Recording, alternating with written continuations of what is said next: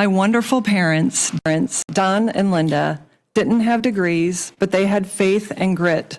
They worked relentlessly to sustain our farm and small trucking company, risking everything to provide for us while navigating volatile commodity markets and complex regulations, and facing countless day-to-day challenges.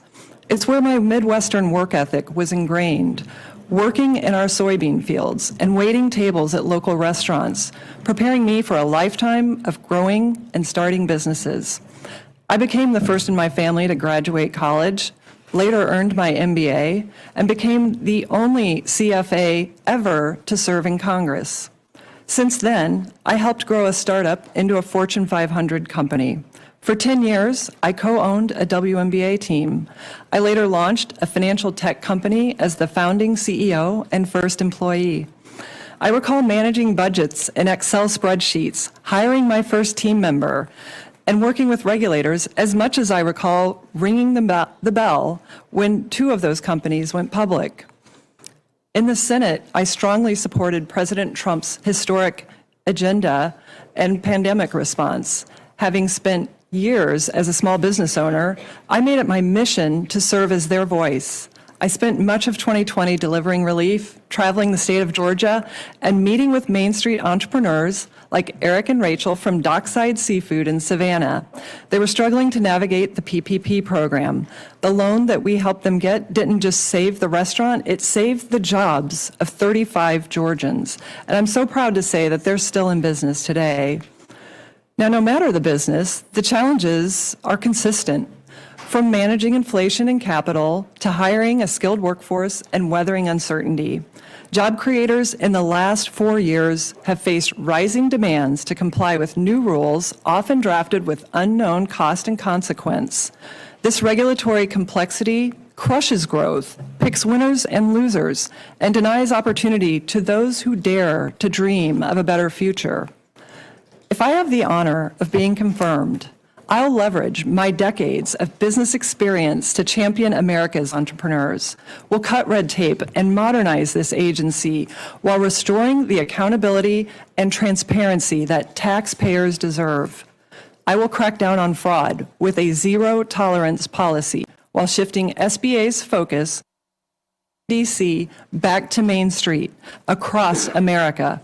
And if confirmed, I'll collaborate across government and the private sector to deliver efficiency and results. Importantly, we will responsibly and urgently meet the challenge of disaster relief. I am committed to serving all who are impacted, from North Carolina to California to Hawaii. Each taxpayer dollar entrusted to the SBA should have an economic multiplier effect, delivering productive capital to grow manufacturing, strengthen rural communities, create jobs, and develop critical technologies like AI and chips. I believe we must continue to empower entrepreneurs from all walks of life, including women and veterans. Above all, the SBA's founding mission needs urgent restoration. Empowering small businesses and growing our economy.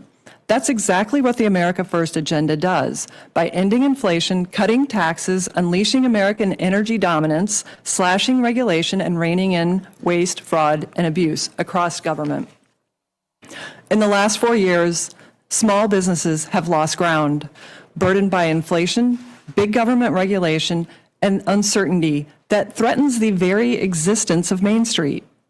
President Trump's proven agenda will restore the small business economy, marking a return to Made in America with a golden era of prosperity and growth. At the SBA, that means meeting today's dynamic challenges alongside America's entrepreneurs, not by sitting in Washington or working from home. We will honor their jobs by doing ours. Small businesses are the risk takers, job creators, taxpayers, innovators, and the providers of first jobs to former waitresses like me. They represent the best of American free enterprise. Like President Trump, I've signed the front of a paycheck. We both understand there is nothing small about small business. Chair Ernst, Ranking Member Markey, and committee members, thank you for your dedication to small business. I welcome your questions, and I would be honored to earn your support to serve as the next administrator of the Small Business Administration. Thank you. All right, we were just listening in to former Senator Kelly Loeffler. That was her opening statement for her confirmation hearings that are underway right now as we speak. She has, of course, been tapped as Trump's nominee to serve as the secretary of the Small Business Association, talking there about how she's eager to implement President Trump's agenda to help small businesses all across America.